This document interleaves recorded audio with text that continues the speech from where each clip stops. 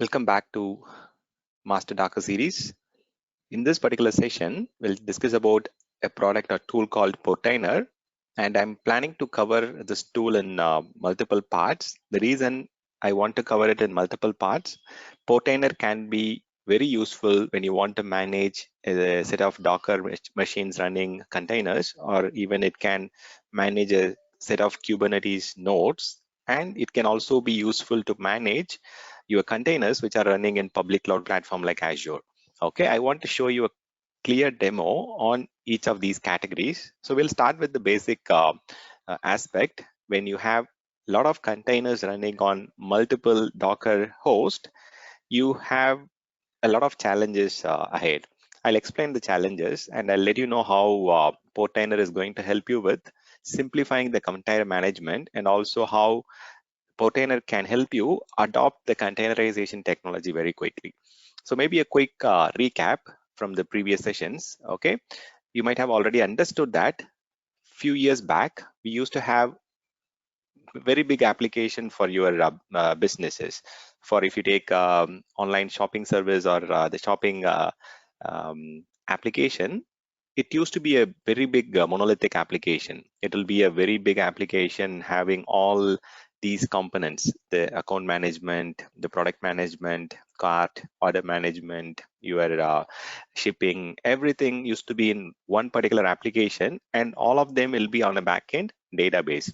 So even like 10-15 years back, we used to have 3-tier applications. We used to have web application and database, but still it will be one huge database, one monolithic application, and we'll have a lot of challenges in maintaining it. And in the recent past, a lot of development has taken a different architecture where development have started taking shape. Like monolithic application have got split into multiple microservices. Like for example, this is a separate microservice, product management is a separate microservice, cart is a microservice, and we have started having different microservice for each of your application as well as for your database. Now you have a lot of database variant and varieties. You can choose whatever database is best suitable for your application.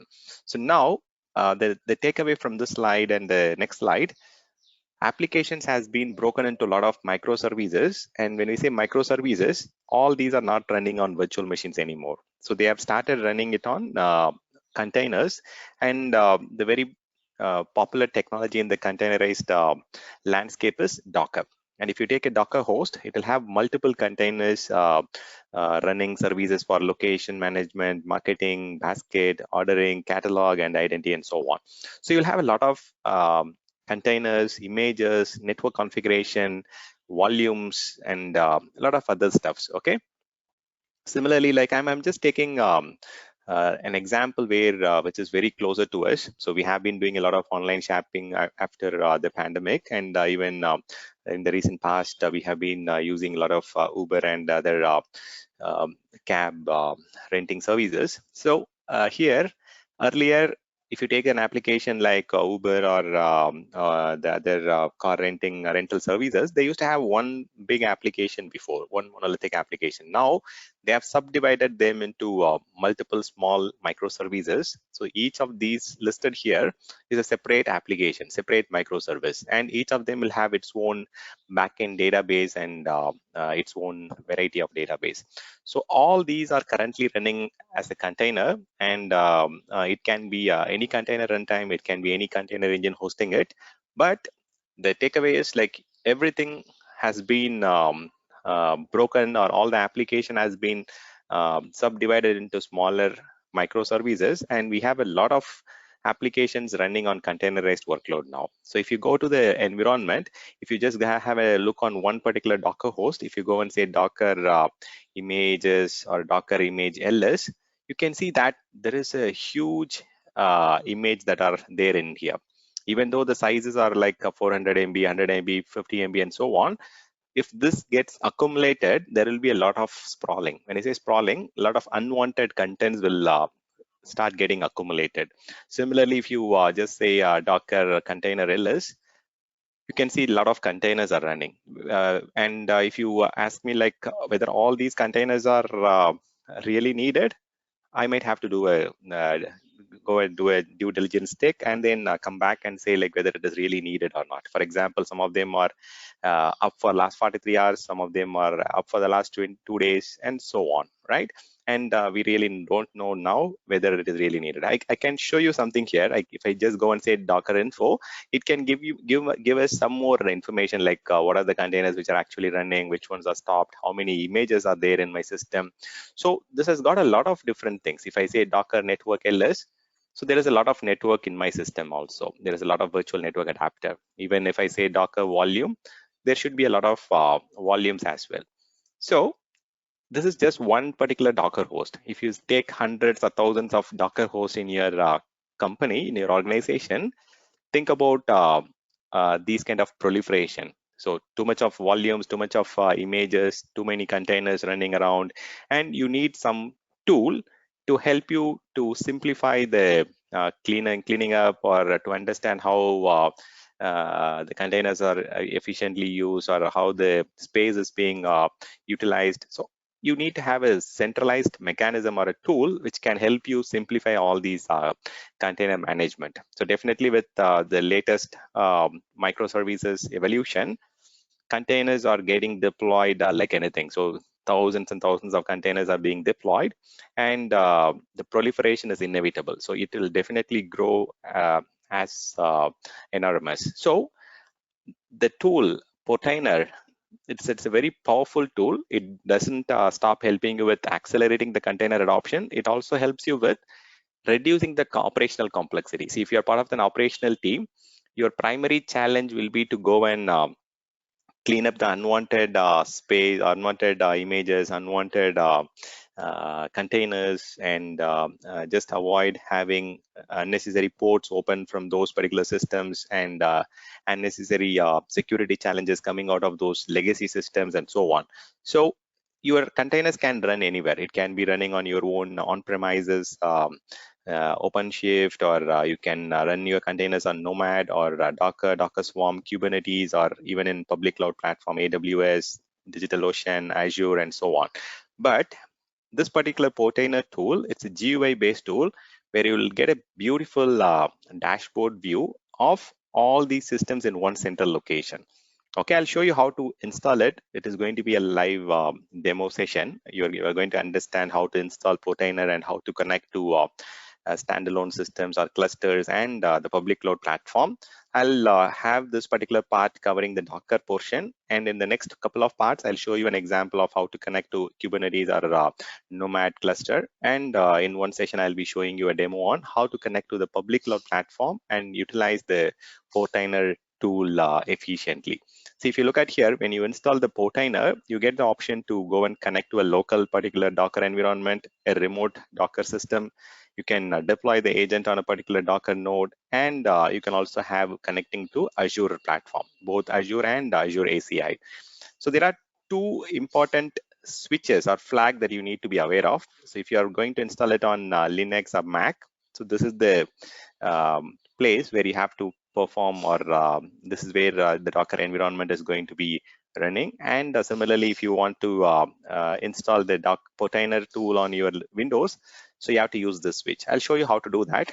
Similarly, like once after you do that, you'll get an option to manage the Docker environment, Kubernetes environment, and so on. So this is the same flag that I was showing in the previous slide. So let's go and install the Portainer here, okay, without wasting any additional time here. So it's again, the Portainer doesn't need a specific separate VM. You're just going to install it install it as a container again. So the command that we need to run is docker run -- name, and you have to give any name like Portainer or Portainer 01 or whatever name you want to give, you can give it. And you can give the port that you want to expose to the internet from your Docker host. And this is the port that the container will expose. So the container will be open on 9000, and the Docker host can be open on any specific port which is unused. So you can specify whatever port you want to. And I'm doing it on a Linux machine. So that's the reason I'm using this switch, this flag. So this is the same exact thing that I was showing you here. So when you go and run it in GUI, you'll get the same exact message. And I'm going to download it from the Portainer direct GitHub repository. So if you go to the Portainer location, I'll just quickly show you that. So this is the GitHub location for your Portainer.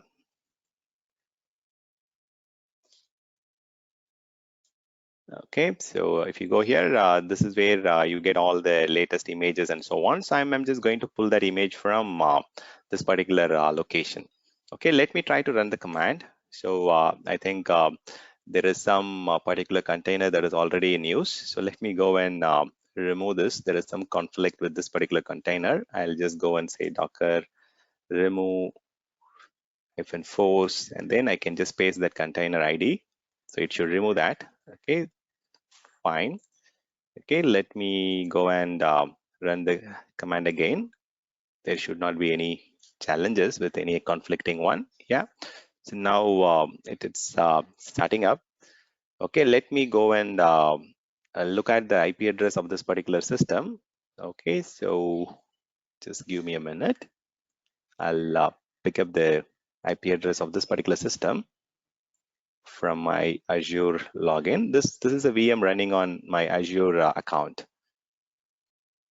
Okay, and this is the IP address. It is starting with 4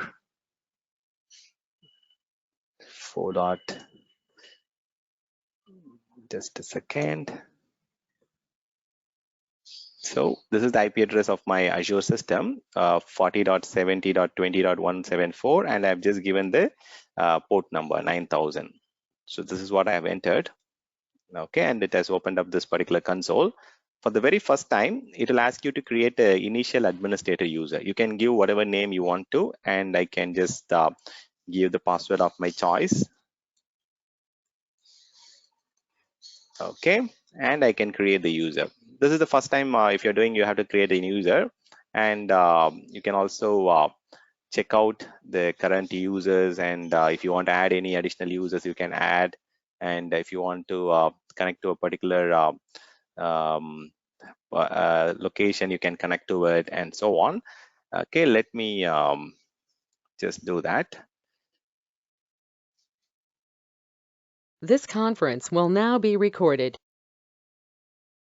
Okay, so if you look at here, once you log into the first time on the Portainer portal, it gives you an option to go and manage the Docker environment or the Kubernetes environment, or if you want to install an agent, you can go and install the agent.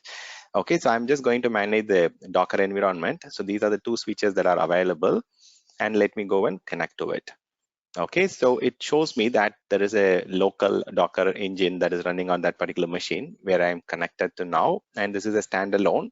And I'll be sharing how to manage the Kubernetes environment in the next session. So I'm just connecting to the local Docker engine here. And if you look at here, it says that there is a stack in this particular machine. There are 11 containers and 15 images and 8 different volumes, 8 different network, and I'm using 2.3 GB of capacity. And if you look at here, these are the images that are not mapped to any of my systems, and these are all unused. And you can see the variant of each of these container and when it got created with the size, and also you get a lot of options. You can go and enable auto refresh, so this screen will get automatically refreshed.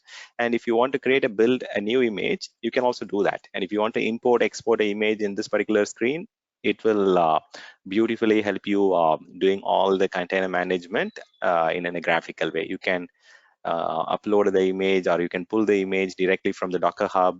Okay, you just need to specify the image name, and it will help you to just quickly download and do it. See, for example, if you go to the next slide, there are multiple images that are there in my machine. Similarly, I've got multiple containers. Some of them are running, some of them are stopped, some of them are just created and running. So you can see that which ports are open on each of these machines. So you can also go and add additional columns if you want to, or remove the columns. You can go and start the container, stop the container. You can manage multiple containers at the same time. You can just do a complete kill, complete restart. If you want to remove them, you can remove it. So you can manage the containers efficiently, even if you have multiple containers running as a stack for an application. For example, stack is nothing but a group of containers for a particular application. So even if you have multiple templates, multiple volumes, everything is visible here with the particular date of creation, who owns it.